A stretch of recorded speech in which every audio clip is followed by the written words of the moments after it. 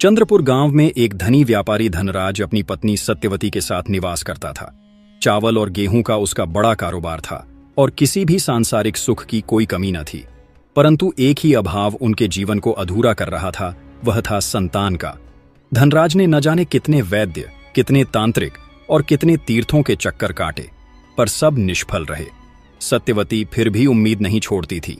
दिन रात ईश्वर से संतान के लिए प्रार्थना करती रहती। धनराज एक दिन थक कर बोला, सत्यवती, लगता है हमें अगले जन्म में ही संतान सुख मिलेगा। सत्यवती बोली, ऐसी बातें मत कीजिए, मुझे पूरा विश्वास है ईश्वर हमारी पुकार जरूर सुनेंगे। धनराज ने चुपचाप सिर झुका लिया। वह हार मान चुका था, लेकिन सत्यवती की आस बाकी थी।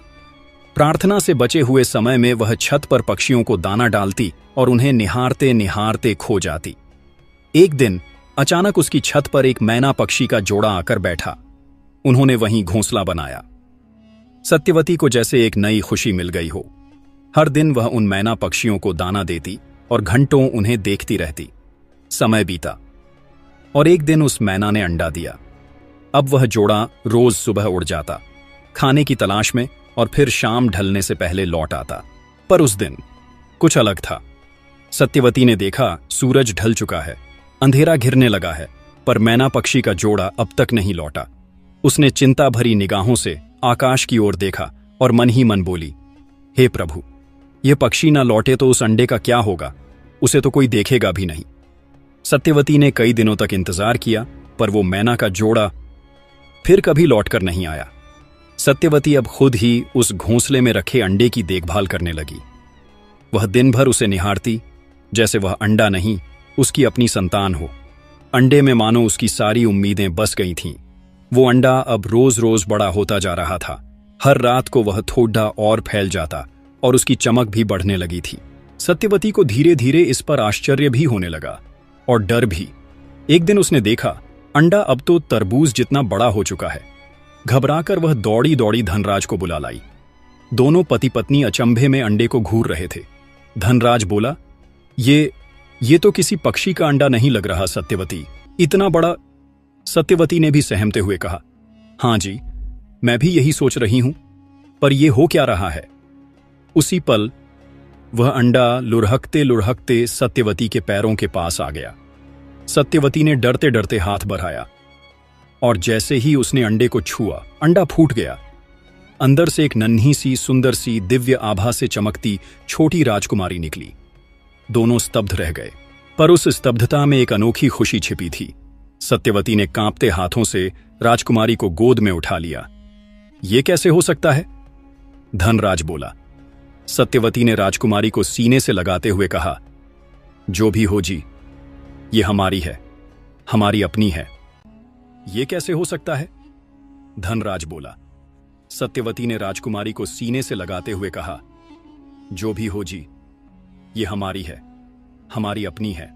धनराज ने जब आश्चर्य से कहा, एक मैना के अंडे से राजकुमारी कैसे निकल सकती है, तो सत्यवती मुस्कुराकर बोली, जो भी हो, राजकुमारी तो हमें मिली है ना, भगवान की यही लीला है। और इस तरह उस राजकुमारी का नाम मैनावती रख दिया। वे दोनों उसे अपनी संतान की तरह पालने लगे। मैनावती बड़ी हुई तो उसकी सुंदरता गांव ही नहीं, दूर दूर तक चर्चा का विषय बन गई। उसकी भोली मुस्कान और तेजस्विता को देखकर हर कोई मंत्रमुग्ध हो जाता। एक दिन जब मैनावती सरोवर से जल भरने गई थी, तभी उस राज्य के राजा वीर प्रताप अपने वजीर विश्रुत के साथ उसी दिशा में भ्रमण को निकले थे। राजा की दृष्टि जैसे ही मैनावती पर पड़ी, वह उसके रूप और सौम्यता पर मोहित हो गया। उसने तुरंत वजीर से कहा, विश्रुत, जाओ, पता लगाओ यह कन्या कौन है, किस कुल की है, मैं इससे ही विवाह करूंगा। वजीर ने हाथ जोड़ते हुए कहा, जो आज्ञा महाराज, मैं अभी इस कन्या के विषय में सब पता करता हूं।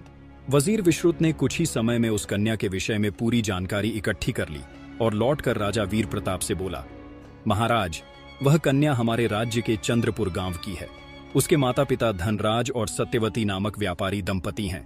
राजा ने तत्क्षण आदेश दिया, विश्रुत, जाकर उनके पास हमारे विवाह का प्रस्ताव रखो। वजीर विश्रुत उसी दिन चंद्रपुर पहुंचा और धनराज सत्यवती से बोला, महाराज वीर प्रताप आपकी पुत्री मैनावती से विवाह करना चाहते हैं। यह सुनते ही दोनों के चेहरे खिल उठे। धनराज तो जैसे फूले नहीं समा रहा था। अरे सुनो, हमारी राजकुमारी का भाग्य जाग गया, वह अब इस राज्य की महारानी बनेगी। दोनों की आंखें गर्व और खुशी से भर आईं। विवाह बड़े धूमधाम से संपन्न हुआ।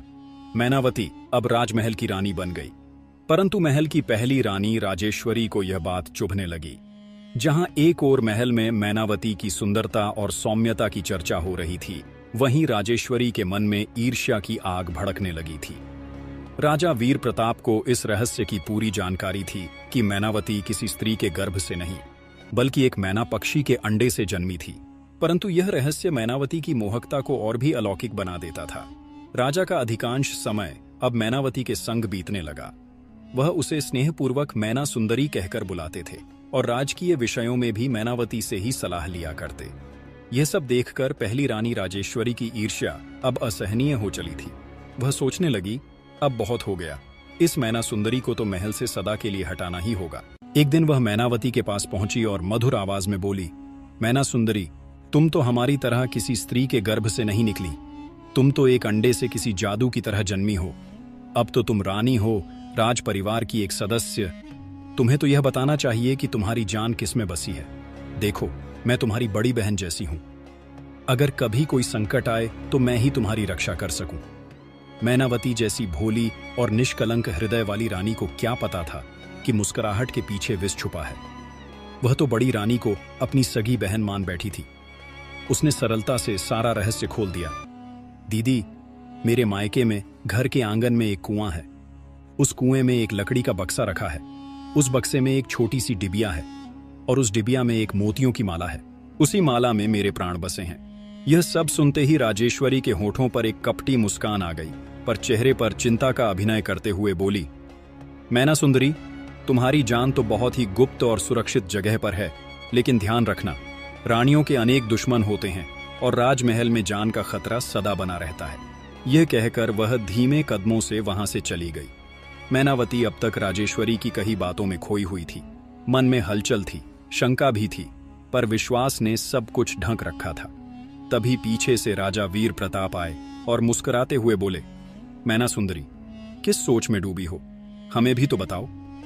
मैनावती ने हल्की आवाज में कहा, महाराज, अगर मुझे कुछ हो जाए तो मेरे शरीर को जलाना मत। राजा चौंक गए। ये कैसी अशुभ बातें कर रही हो मैना सुंदरी? मैनावती ने शांत स्वर में कहा, महाराज, मृत्यु तो एक दिन सबको आनी है। मैं बस आपसे एक वचन चाहती हूं। अगर कभी ऐसा समय आए तो मेरे लिए एक अलग महल बनवाइएगा। उसके आंगन में मेरे शरीर को रखिएगा और चारों ओर ऊंची ऊंची दीवारें बनवाइएगा, ताकि कोई भीतर प्रवेश न कर सके। महल के भीतर एक सुंदर बगीचा और जीवन की जरूरत का सारा सामान भी रखवाइएगा। राजा ने उसे बीच में ही रोकते हुए कहा, बस अब शांत हो जाओ मैना सुंदरी।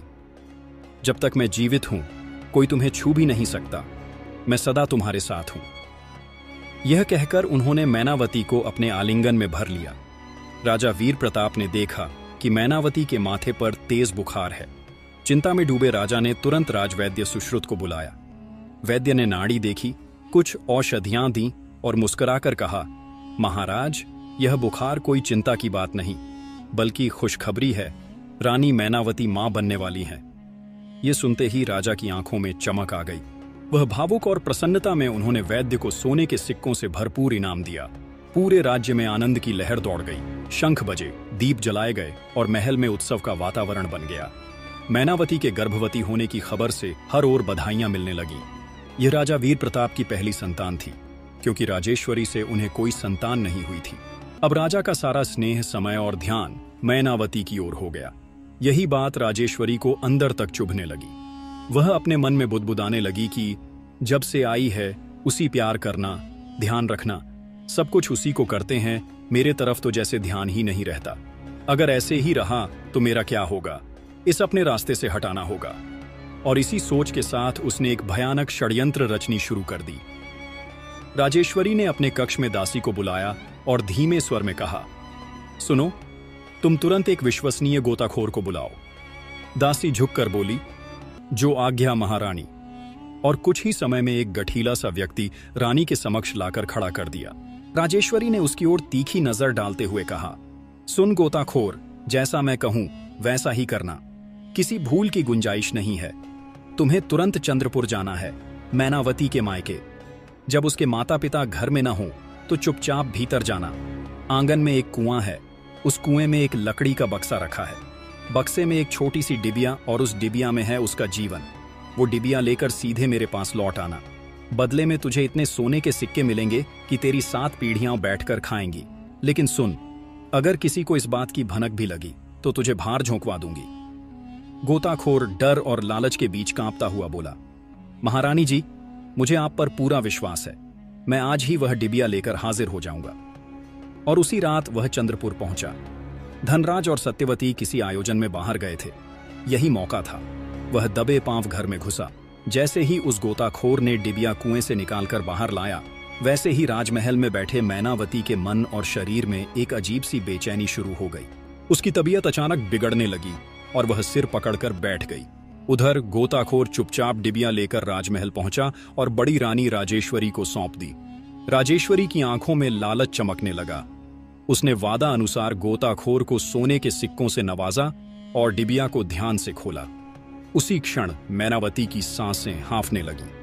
उसका चेहरा पीला पड़ने लगा और शरीर थरथराने लगा। राजेश्वरी ने उस डिबिया में से मोतियों की माला निकाली और बिना देर किए उसे अपने गले में पहन लिया। माला गले में पड़ते ही मैनावती की धड़कन थम गई। उसकी आंखें पलट गईं और वह जमीन पर मूर्छित होकर गिर पड़ी। यह दृश्य देखकर राजा वीर प्रताप घबरा उठे।